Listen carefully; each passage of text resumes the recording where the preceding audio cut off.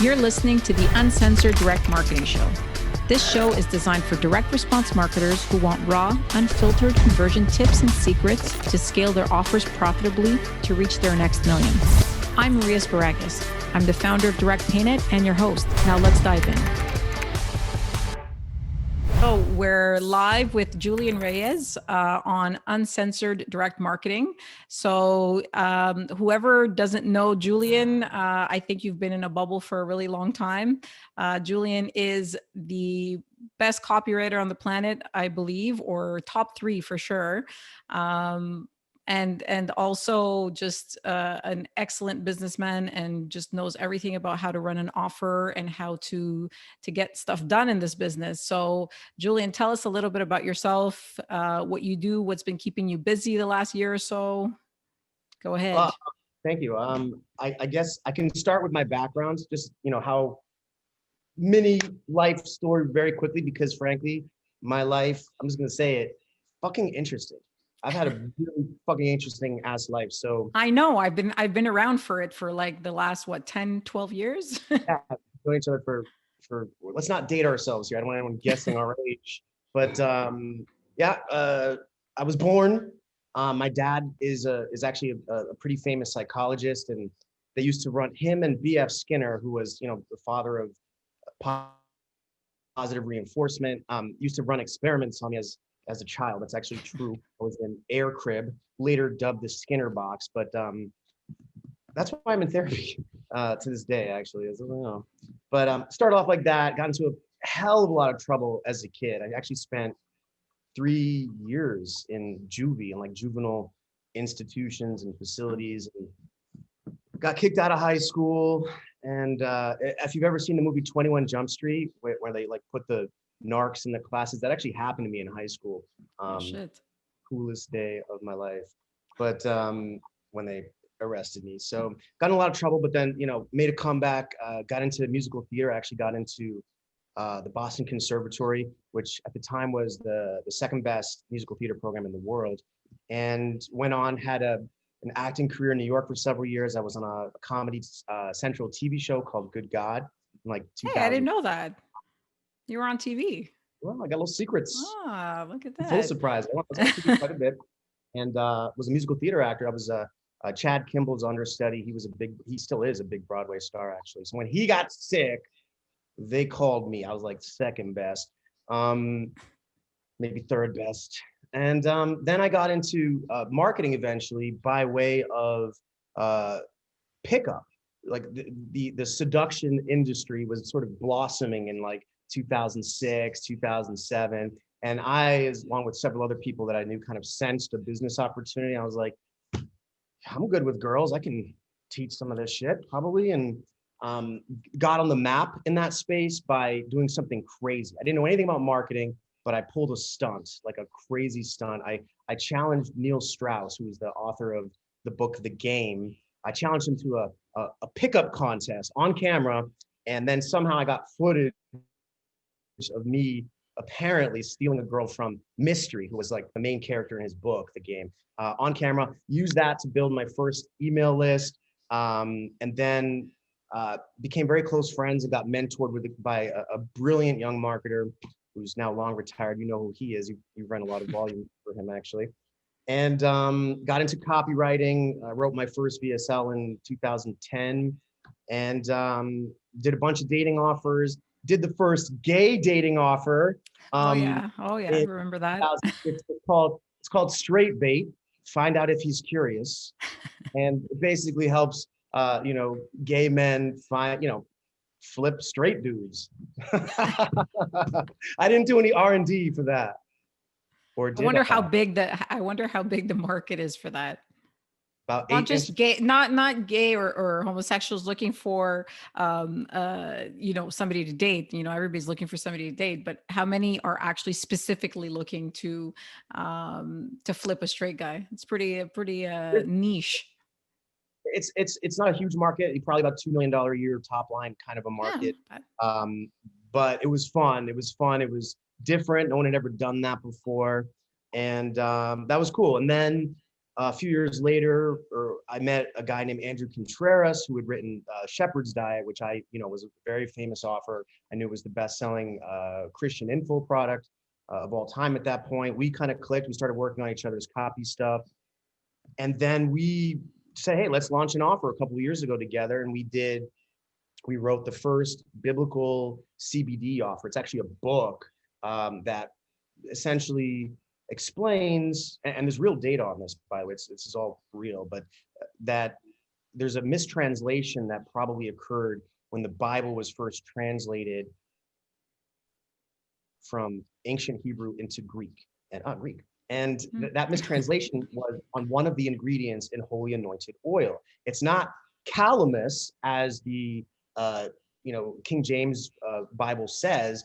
In Hebrew, the word was kanabosum, which later, through etymologists can prove this, it later morphed into kanabos. So we wrote a book about that kind of educates the Christian market and the conservative market about that, and then we built a whole business around that and scaled it up significantly in 2020. So that's it. That's awesome. That's a great intro. And you know what I love about that last story is how you kind of took something like CBD, which is seen as something very liberal, like, the liberals like it and, call it the left wing, and kind of brought it to another market. So that's super, super awesome. And kind of taking that and just kind of moving forward with my first question is, you just mentioned now that you met Andrew and you guys clicked and, you started writing copy. Can you tell us a little bit about, being a Lone Ranger and then kind of finding a partner and how your business evolved from that? Yeah, actually, it's a very personal thing to me that you're discussing, because, I've known some amazing entrepreneurs, coming up, and some of them really could do it on their own. For whatever reason, their right brain was balanced enough with their left brain, and they were, brilliant at creative, but also very organized and could think in a structured way. Not me. I'm top heavy. Like, I'm definitely You're the creative guy. I'm the creative guy, but I'm not organized. But Andrew, who's my partner,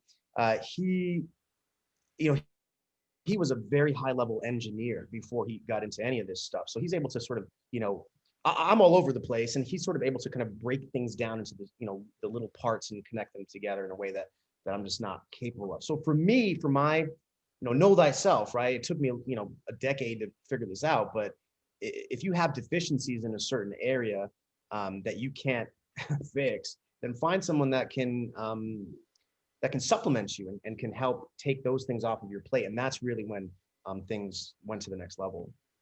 Well, I can attest to that. I mean, like I said earlier, I don't know if I mentioned it, but we've been working together for over 10 years, and I've definitely seen the evolution of Julian from, copy nerd, starting smaller offers, kind of scaling, a little bit of that partying that you went through, and then, to the mature and awesome businessman you are today. So definitely, I think I don't know Andrew that well or personally, but you guys seem to be a good fit, and things are scaling, things are moving forward. So I hope to do the same. I'm thinking of adding somebody that's I'm more, I guess, the Andrew more so than the creative in my business, and I feel like I can use somebody who's a little bit like wacky to kind of change things up. So I'm sure a lot of entrepreneurs are kind of in the same situation where they're good at something, they're scaling everything, and they're moving forward, but they're just not good, for example, at the whole financial side of the business or kind of get things moving, right? So so that's definitely a good lesson. Two quick thoughts on that. Yeah. First, Andrew is a brilliant creative, so I won't take that away from him. But he's just more evenly balanced than I am. Two, who said I stopped partying? No, I don't. Epic parties. My parties are famous in Puerto Rico. Oh yeah. No, I know. We have a mutual friend that told me your brunches are just out of this world. They're legendary. One day I'm going to be in Puerto Rico. I'm coming to a brunch. So, so awesome. So, I mean, let's kind of dive into the whole copy, because, that's, obviously where you got your start, and you're a brilliant copywriter. And there's a lot of people who, who read your copy and know you well and probably have seen your offers have been seen everywhere. So what are you thinking? I mean, in terms of like, you've gone 10 years writing copy for a whole bunch of different offers. Like, how, first of all, how did you transition from like dating to like, the book and the CBD stuff? Like, what made you kind of jump from the different industries? And then secondly, like, what are some of the trends or things that you're doing to kind of keep up to date and be creative? Yeah. All right. I can answer that. Well, yeah, obviously started off in dating. Yeah, I didn't mention this before, but I co-wrote multiple of the strongest iterations of Pandora's Box, which to this day is still the best-selling dating offer of all time. Beat John Benson in 2012 on several head-to-head tests there. He's a man, though. He's a man. He's a man, John. I give you a hard time. But started with that, wrote a ton of dating stuff, and eventually just was like, these skills can transfer over to anything. And I was starting to get a bit bored of, I had just been writing. I knew the market so well that I wanted to kind of branch out and try something new. And in terms of trends,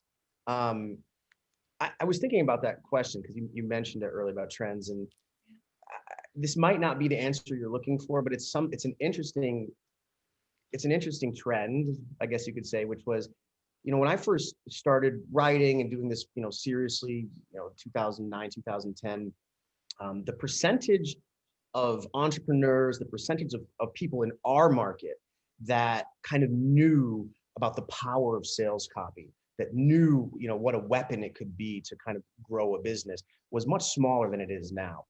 Yeah. Thanks to like Stefan and Justin, I think it's become, our market has become much more cognizant of that. And so there's a lot of people that are kind of learning about copy now and identifying as copywriters. And so that's the first trend that I've noticed, right? Is this shift. And that's good. That's a great shift. But the thing that, that I'm going to say that, I don't want to upset anybody. Actually, I don't give a Yeah. fuck. We gotta speak our minds here. So Let's upset rock. who you got upset. Yeah, no, let's say it. So I think that people, particularly people that are like, I'm a copywriter. I'm identifying as a copywriter. Trust me, I've identified as a copywriter as much as anybody in the world.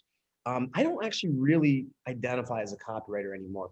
I think that's definitely a key skill, and it's an advantage. But I think that it can be limiting, very limiting to sort of long-term success to kind of stick with that label in your own mind. Because if you do stick with that label, and there's a lot of ego involved, right? Like, I'm creative, I'm a writer, and it's cool to say, but what's the end game here? Like, why are we all doing this, right? If you're doing this because it's a creative expression for you, well, go be a fucking poet or some shit.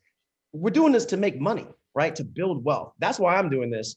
And I think it's very common when you just put the copywriter label onto yourself and you identify as that, you have to remember that in terms of, as you go through your career, and then I'm sure this will continue to shift for me even, as you go through your career, you will identify and label yourself in different ways, like dominoes, right? A copywriter, that's just one of those dominoes, but there's dominoes beyond that. And at some point, you'll probably identify yourself, you'll kind of drop that label, and you'll identify yourself as an entrepreneur. And then maybe after that, you'll identify yourself as an investor. Then after that, as a Buddhist monk that shamans DMT trips, whatever it might be. It's just one rung in the ladder through identification. And I don't want to not encourage people to study copy. Definitely study copy. It's a huge weapon. But just know, don't get stuck in that label, because it can actually hold back the end goal, which for me is motherfucking wealth building. For sure. I mean, the thing is with copy, and you did get your start there in that, you added, business acumen and buying traffic and all the other pieces to running a business. The good thing though is, at least, as copywriting grows and people identify as copywriters, we're starting to get more into kind of like a gig economy, right? So like, at least I see that the trend positively affect people who are able to at least say, I'm a copywriter, I can make $5,000-10,000 or whatever the case is, writing copy for people. So some people are just not aspiring to be entrepreneurs, but obviously for somebody who's a very good copywriter, what's the next step? That, you got to launch your offer, you got to get kind of all the pieces in place, and you can't just focus on the copy. I do find that like when I feel like a dinosaur when I say this, but like in 2005, 2006, when I started in this space, it was like the adult space. We would just put like a naked picture of a girl, and then all of a sudden there would be like a million clicks and stuff like that. It would be fucking insane. Like just the stupidest stuff, like no copy, no description, spelling mistakes, just whatever. Put it on there. People are going to click on it. How things have evolved, even let's say in the adult space, the seduction, the dating space, you have to be so much smarter about it. You got to research a little bit more. Like when you were talking about the CBD offer, and the fact that you found something in the Bible and you researched it and stuff like that, like that I feel like that's something that's a trend that's happening more in the last couple of years. I don't remember reading such smart copy like when I started direct payment in 2009, 2010. People would just put on like whatever, find something, throw it on there. And then, obviously there was a lot less people in the game. There's a lot less people knowing how to buy traffic on like Facebook and stuff like that. So it was just so much easier to scale than it is now. But just kind of talking about trends and copy and so forth, tell me a little bit about like how you research, how do you find all that stuff? Like, like exactly what you said now about the Bible, like what gets you kind of excited about, okay, I can make this like a, 15-page sales letter? Well, with the CBD, the Christian CBD offer that we did, I mean, the way that kind of transpired was the Farm Bill got passed in 2018, I believe, end of 2018, which made it legal to sell CBD across state lines, which means you could do it via e-commerce. So I knew that. I went down to Panama with Andrew. We had recently decided to do an offer together, but we didn't know quite what yet. And CBD was like, at the Panama Summit, CBD was hot. It was a hot topic. Half the speakers were talking about CBD. So I kind of looked at that. I was like, all right, CBD's hot. It's legal now. Like we're early in the picture. And then I looked at Andrew and was like, well, he wrote the best-selling Christian info product of all time. Okay, 1 + 1 = 100. let's do a Christian CBD offer. And I'm not Christian. Andrew is. I'm a Puerto Rican Jew, but I'm adaptable. And then we just started researching online, and I found this whole story about Dr. Sula Benet, who was an etymologist. She studied languages, and she wrote a book like 100 years ago that basically pretty much proved that cannabis was used in biblical times. So I said, well, the conservative market, they need a justification, right? This is hot, it's new, it's trending, and this market is untapped and they need a justification. Let's, create a pitch around that idea. So that's it. It was just like connecting a couple of dots that were like in front of our faces. In terms of like how we approach stuff now, like, of course, that's still like connecting the dots, but this is going to sound weird, but I have some friends in this space. I include you in that group. I have a lot of friends in this space, and from low to high, I know a lot of people, and I try to give value to them to get value back. And that sounds a little contrived. So giving. You're so giving. Yeah, but I'm not doing it for you. Okay, I'm doing it. It's. I don't want to say it's Machiavellian, but it's more like this person can help me. Let me see if I can help them first, and then they can help me back. So because of that, I feel like I've built like a pretty good network in the space, and a lot of intel and data happens to sort of come my way sometimes. So having connections in the space that can kind of keep you up to date with what's working, with what's scaling, any kind of trends, as you say, that's a big piece of it. But the way to do that, the way to kind of source that intel and that data is to take your own resources. Maybe you're an amazing CPA, or you're a great copywriter, or you throw great parties, like me, and whatever brunch. it is. It's brunch, Yeah, though, brunch. isn't it? Brunch. What are you doing? Having a bottomless mimosas? Well, there's a lot of bottoms around, I'll say that. But cut that out, editor.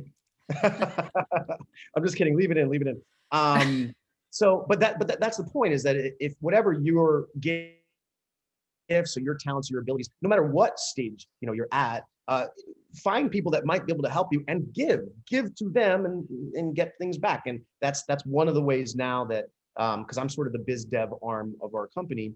That's one of the ways that I find out what is trending and keep my ear to the ground, as they say. Cool. So how long would you say, let's say for your Christian offer, how long did you research? Like a day, 2 days? I'm just curious because I don't know much about copy. So I'm always wondering, how does somebody like research? When did they say that's enough research? I just got to start writing. Well, I am the one who found the Sulu Benet thing, and Andrew would have found it. I probably just looked before he did, actually. But Andrew's a brilliant researcher. He's a brilliant researcher. That's something I'm not very good at. Part of the reason, like Chris Haddad and I were talking about this the other day, Haddad and I were not as strong in the research department because he and I were both kind of born and raised and cut our teeth in dating, which doesn't really require a lot of research. It's more about the story and knowing the market. Feeling, yeah. Yeah, but like in supplements and things like that, you need to research. A lot of your big ideas are going to be based off of the ingredients and connecting all those dots. Andrew's great at that. I just kind of leave it to him, yo.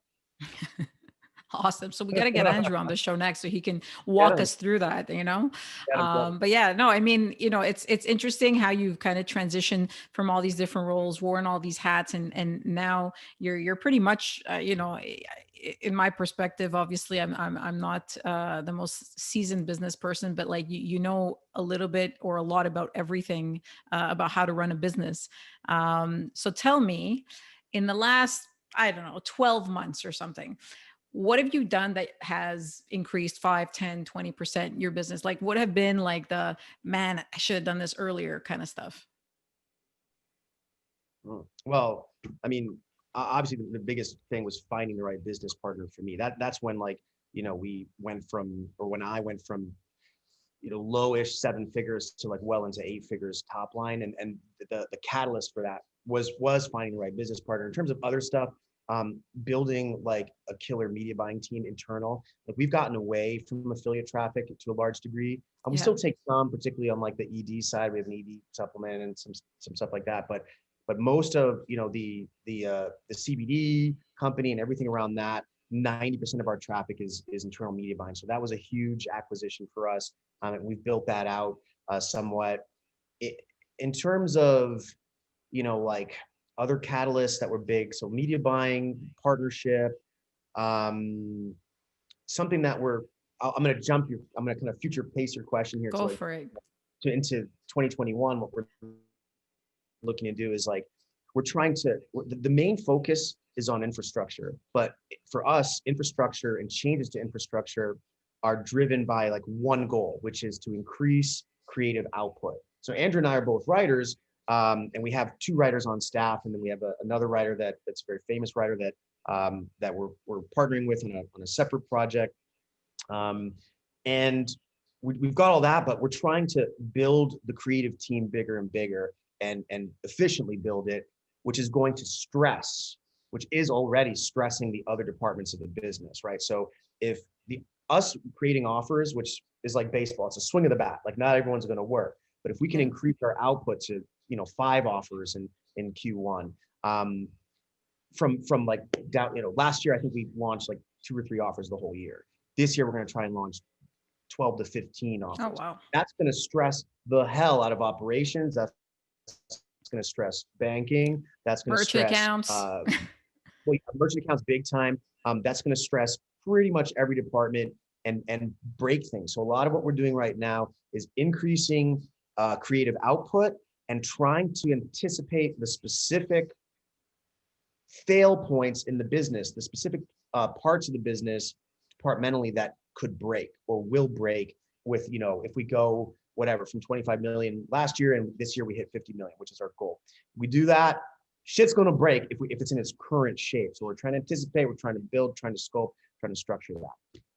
Yeah. So you're, I mean, you have a big team of writers writing offers. Do you focus a lot on like ad creatives and like having them deploying them on like email campaigns, and like how does that whole part work? Because I mean, you have all these offers, obviously for them to be successful, don't they have to have like a whole bunch of email creatives that you test, or like a whole bunch of ads that you test, or there's traffic buying, and there's the writing portion of once the offer is built, basically, how do you test it to make sure that it's not a dud, or how can you tell if it's a dud? When do you give up?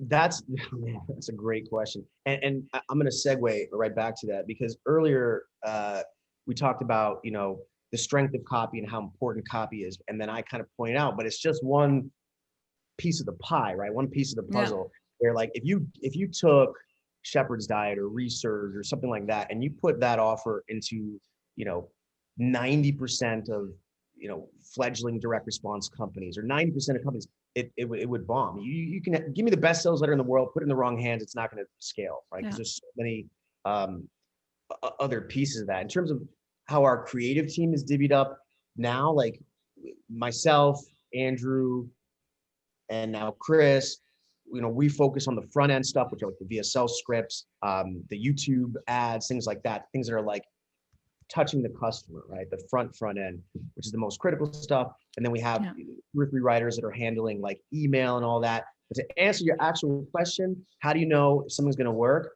You don't. You kind of compare it to your other data. You look at the other data, you compare it. I know that if let's say I have an offer, a brand new offer, we should just launch one this week. We have a brand new offer, and for every dollar I spend on Facebook, we make back 65 cents. So we're losing money, right? Well, probably a lot of companies would just like say, oh, on to the next offer. No. If you're making 65 cents for every dollar you spend, and it's a brand new offer that's not optimized, you're gonna have to spend some money to do it. But if you have strong split tests, strong variance that you're creating, all you have to do is double conversion once, and now all of a sudden you're profitable and you can scale. Whereas if for every dollar I spent, I got 10 cents back or 7 cents back, it's probably good to first make sure there's no tech issues, QA that, sure. Obviously, rule any merchant account issues out, whatever you can. Hey, that doesn't happen. Come on, you work with me. Not with you, Maria. I'm gonna my accounts. Come on. Let me give you a compliment. I'm gonna give you a compliment. So I've been working with you for, should we say it? Long time. Decade. Yeah. I think I've transpired 3 decades of my life while we've been working together. You're 17 years old. Exactly. 12. That's when I started. And so we've worked together for a long time, and I've worked with, many other agents as well as you over the years, and gotten, more and more experience with that. I have to say, nobody in 10 years of processing and working with a dozen different agents, at least, agents, even direct to processor, et cetera, nobody has treated us more fairly than you. Well, thank you. That's a really nice plug. Thank you. Now, so we could check that off our list of things that we had to talk about. I'm really serious. Like, especially like early on in my career. Now I know a lot more about how to, kind of look at a statement and kind of see what's really happening. Not really. We found a couple of things just recently that weren't so good. Remember, we'll talk a little bit about a small project that we're doing, right? So we're doing a kind of a payments overhaul.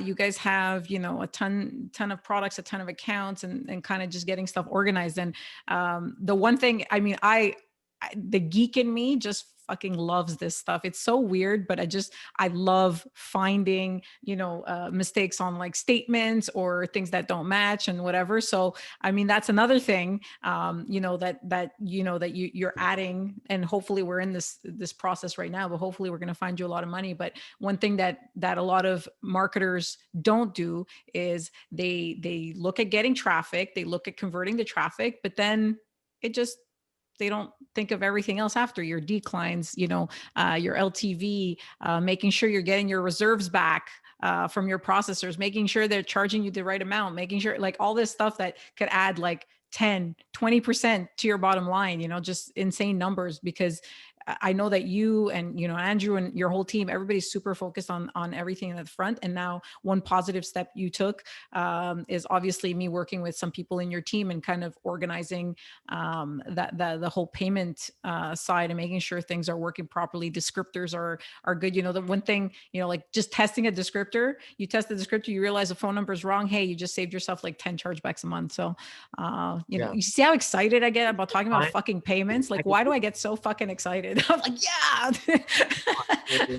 Like, I want to like light some candles right now and No, and it's find $250,000 for us, like just extra money that we're owed like right now.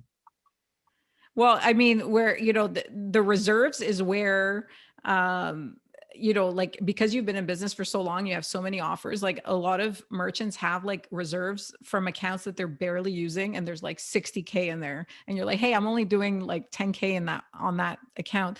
You just call the processor and say, hey, I'm doing 10K, drop my cap to like 15 and give me the extra. And they'll just give it to you. It's done. It's like done. You just found yourself, some extra cash. And I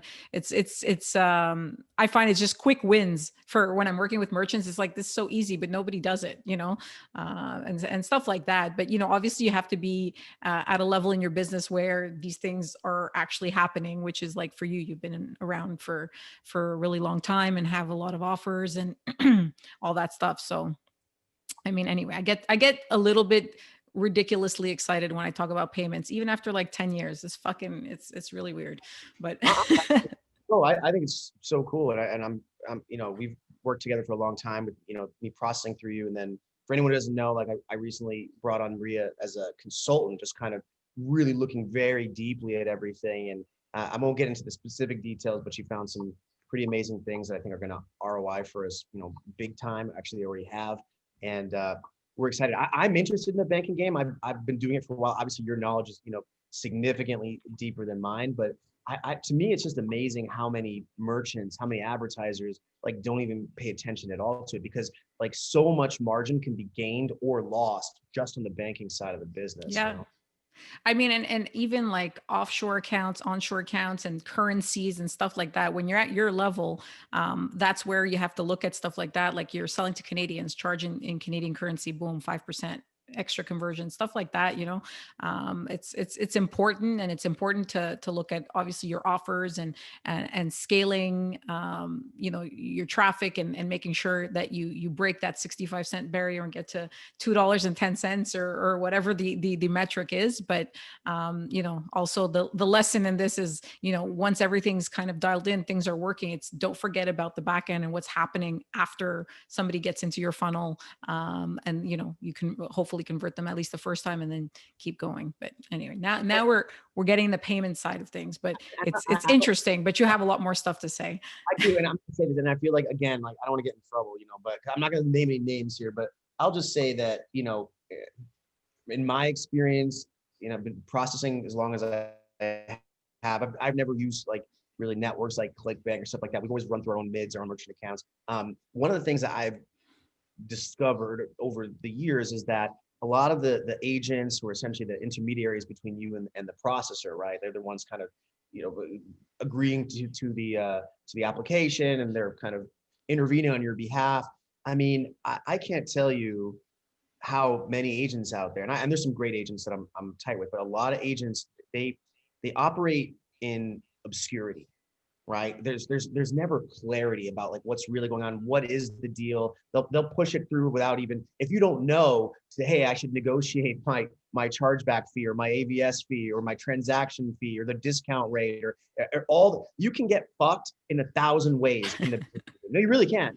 And and the difference is like with a good mid, right? Where you have a great deal, and it's depending on the risk of your offer and your chargebacks, obviously. You could be paying 3.5%, 4% effective rate. Like all your fees together end up being 4% of your gross, right? Whereas if you're not paying attention, you could be paying 10% of top line, right? If you have a 20% profit margin business and you're paying 10% in off the top in fees, that's like having a 50-50 business partner with the bank. So knowing you can get fucked in 1,000 ways. All I can say is, Maria, particularly earlier on when like I could have been and was taken advantage of in many ways. And by the way, normally I do like being taken advantage of, but well, that's a different story.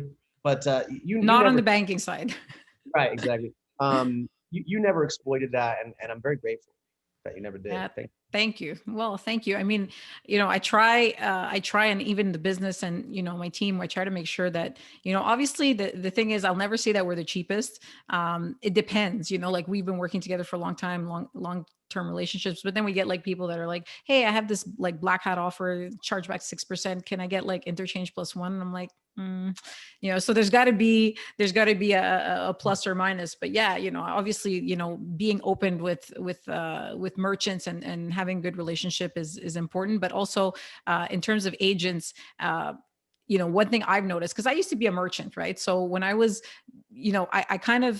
I learned what I didn't like that people were doing to me. And I was like, I don't fucking want these people. I don't want to do this to people because it's so annoying. Like when I asked the price, it was like, yeah, it's on page 4 at the, just give me the freaking price. Like, don't, so, that's something that I pride myself on, and I'm happy that you appreciate that as well. But kind of diving back into, not talking about payments, because our goal is to talk about you and what you do. You said something interesting before that I didn't hop on, but you mentioned something about moving away from affiliate traffic and kind of taking it internally and so forth. What was your experience with affiliate traffic? Like, why were you like, did you just want to move because it was going to be like cost effective, or did you just have some bad experience with affiliate traffic? I mean, we had 6 lawsuits last quarter, related to affiliate traffic, right? A lot of canned spam stuff. Affiliates, there's great affiliates, and we have great affiliates, but certain types of affiliate traffic can be very damaging because if the affiliate's doing something naughty, it's hard to see it. You can use lashback, you can use certain softwares to try and mitigate that, but a lot of times you're just not going to see it until it's too late. And there are teams of lawyers out there that exploit this. They know that they've got a racket set up, particularly in the state of California, and they sue the advertiser. So that's one of the reasons is when you control the flow of traffic, you can control the quality of traffic. You're not going to be sending fraud in there. Like we had last month, like in like 2 days or something, $100,000 of fraud got into one of our offers that we weren't paying, close attention to at the time. And then, we obviously refunded, we voided as much as we could, and we covered it, but like that sucks. And that's all affiliate traffic in general. So that's the main reason, it's to mitigate risk. We do accept affiliate traffic, but it's sort of, we pay close attention, and network traffic can be risky, particularly email. There's a lot of risk with email now, SMS as well. Oh, SMS. That's the reason. Plus, the other thing, here's the other reason. Here's a good reason. That's a good reason. Yeah, that's a great reason. That's a great reason. Less lawsuits.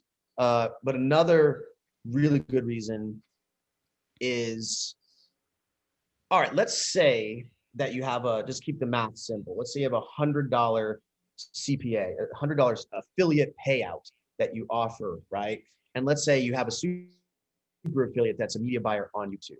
Now, typically these affiliates like to, see, if they're a really good affiliate, they like to see, at least 50% margin or double their money, whatever their margin that they want is. But you're paying them $100. That means if they're running on YouTube as your affiliate, that their CAC, their customer acquisition cost, is probably somewhere between 50 and $70, right? So they're making 30 to $50 on every sale that they do. All right, well, okay, I'm doing the math here. That means if I'm good, if I have a team that can get good at buying media on YouTube, just like that affiliate, right? Then I can get the CAC for $50. Now my margins, I'm eating that extra margin for myself. But that's the other big reason why getting a fucking media buying team is very valuable. I mean, the thing is, I always found, just like with affiliates, I managed the affiliates for Jug Cash in like 2006. Our affiliate program was called Jug Cash, literally. And the issues, the same issues that you're talking about, it was the same issues that we had back then. It feels like the game just never changes for some affiliates. There's some great affiliates out there. We had some top level guys that were sending us great traffic. But one thing that I found with affiliates is sometimes the ones that send you the least amount of traffic, like, the 10, 20 sales a month kind of thing, they're hoping to stay under the radar. And they're the ones that are giving you the 10 chargebacks and 20 chargebacks and so forth. So when I was managing affiliates, I was looking always at the top 20%. It was like, oh, let's look at the top 20%, who's blah, blah, blah. And then when we dug further and like, who the fuck is causing all these chargebacks? Like, we're buying traffic, we're doing well. Let's look at kind of, let's do a whole, but obviously I had a team. I had like 6 or 7 people back then. And, I was like, okay, here, take a look at this, and you look at these 10, you look at these 10, and so forth. And we noticed that like the low end guys, the guys that were sending us, like I said, under 25 sales, those were the ones that were generating like 50% of the chargebacks, because half or more of their purchases were either refunds or chargebacks, or they were using prepaid cards. So we started only allowing affiliates to do, like, you had to kind of get to a certain amount of volume within 3 months, or we cut you out. It just was like, you don't do more than like X amount of sales per month, out. So like tricks like that, We've gotten very sophisticated too. Like, I mean, I know some people that do this and know of them, but like there are affiliates that kind of bounce around on these networks, right? These affiliate networks, and they have software that they've built, and they're actually running. Here's why it's tricky: is they're actually running real traffic to your offer, because they're multifaceted. They're running real traffic, so you're getting real sales, but they have some kind of software built that for every 4 sales or 5 real sales that you get, 1 or 2 stolen credit cards goes in. And they still get their CPA on it, and it's blended in with actual real transactions. So it's much harder to see, which is yet another reason why let's just buy all the traffic ourselves.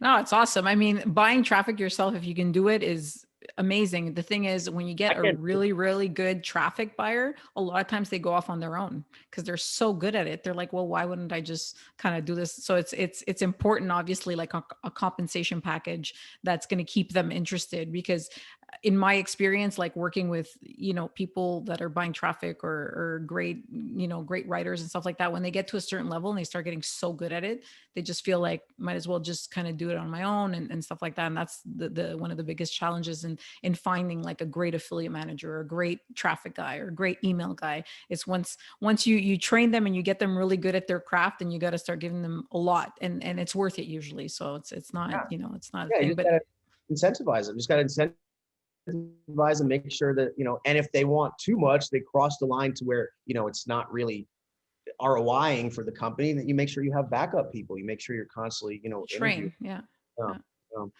Wow, that's an awesome little side conversation that I wasn't thinking of having, but obviously affiliates is a big thing.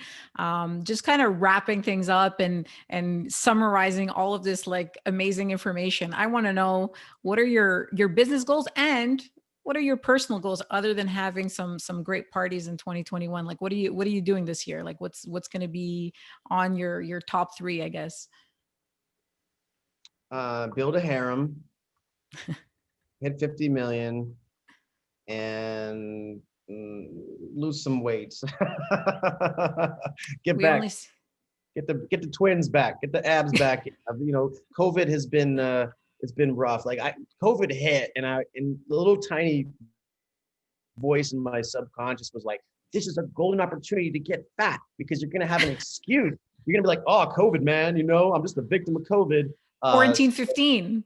Yeah, well, I doubled it, but yeah, that's fine. So get back in shape, continue to grow the business, and build my harem. That's awesome. Well, those are some awesome goals. Are you not gonna ask me any questions about the harem? I assumed you were going to ask something about it. Come on, Maria. You feel free to comment. I'm actually not joking at all. Yeah. But and tell us, okay, one last final thought. Tell me about Puerto Rico. Actually, I'm actually, as I was finishing that last question, I was like, you know what? I didn't ask anything about Puerto Rico. I do. The reason that I'm asking about Puerto Rico specifically is because every like couple of conversations that I have, I get somebody that I'm speaking to that's like, hey, I'm moving to Puerto Rico. And I was like, why is everybody moving to Puerto Rico? Is this like it's like the new Austin? I feel like a couple of years ago, everybody was moving to Austin. Now I feel like everybody's moving to Puerto Rico. So final thought. Okay. We're not going to talk about the harem. We'll talk about Puerto Rico. 2 reasons why I'm in Puerto Rico. One, Act 20, which is now Act 60, right? And it's basically move your business to the Caribbean, move it to Puerto Rico, stop paying federal income tax, 0% on profit distributions, 4% corporate tax, and you're done, basically. I'm very jealous. That's reason number 1. Reason number 2 is, look at that. I mean, I guess people are listening, can't see it, but it's beautiful here. It'll be on YouTube too. It'll be on YouTube. So Well, we just saw a beautiful, beautiful beach. It's beautiful here. And honestly, at this particular point, there are so many ultra high level entrepreneurs and people in our space that have moved down here. I know more affiliates, advertisers, bankers, you name it, that are here in Puerto Rico. Puerto Rico is a mecca. There is a mass exodus going on from the States right now, particularly now that Biden's in office and taxes are probably going to go back up. So a lot of people are looking for a way to, not pay 50% out to the government. Puerto Rico is a great way to do it. I love it here. I never leave the house. I'm sort of an agoraphobe. That's why I have parties, because I need like this sometimes. But Puerto Rico is amazing. If you're ever curious about it, you can, hit me up. You're gonna get a lot of people. You're gonna get a lot of people that are gonna hit you up though. So I don't know. That's a good offer though. It's a good CTA. If you need any help, call Julian. You need. No, don't really. Well, I mean, there's also, I just final thought, just because I like to throw in stuff just right at the end. A lot of people that I've been speaking to are crypto people, like crypto guys and girls. Also, there's some interesting women in the space, and that Act 20 or Act 60, whatever it's called now, is helping people kind of cash in some of their gains and not have to pay the tax man. So that's obviously another big plus. No tax on capital gains. There's no tax on it. So if you're actually some of my very close friends here they're traders, they're speculators, they're future traders, they're crypto guys. I know a lot of people that do that because there's no tax on capital gains. So to me it's a no-brainer. Plus I'm half Puerto Rican. Well, yeah, that's an easy one for you, but yeah, no, it's just interesting because I get a lot of merchants that are moving, and that's another challenge, right? Because if you want to be processing with a U.S. merchant account, if you're in Puerto Rico, your corp is in Puerto Rico, your main corp, you can't. Right? You can't get a U.S. merchant account. So that's why I'm talking about Puerto Rico specifically, because it comes up and it seems like it's the hub and people really are flocking to it. And it brings about obviously some banking challenges and stuff like that. So we're going to have a whole episode on Puerto Rico, I think. Puerto Rico and affiliates. You can fix those challenges. There's ways around things, and you know how to do it, Maria. Last thing I'll just say about Puerto Rico is it's delicious. The food is delicious. If you like rice and beans, arroz con habichuelas, plátano frito, I can cook all that stuff. Okay, so we're all coming. So if you subscribe, you rate and review this episode, then you get to go to Julian's house for all that stuff he said, because I can't repeat that. And brunch and bottomless brunch with mimosas and all that stuff. So, all right, Julian. Well, thank you so much for your time. This was an awesome interview. Fucking packed with all kinds of information, affiliates, copy, all this, like so exciting. We have to do a part 2. So everybody subscribe, rate, review, give us your comments, tell us what you want to hear next, what you want Julian to talk about, because he has to come back on the show now, because there's going to be all these comments and all this stuff about other stuff you guys want to hear. So thank you everybody for your time. And Julian, thanks again. Thank you so much. See you later. Hope you found today's session valuable. If you have any questions for me or just want to connect, please feel free to visit my website, mariasparagis.com. That's MariaSparagis.com. I'd love to hear what you're working on, so drop me a line on any hot button issues your business is experiencing. And remember, don't worry about failure. You only have to be right once.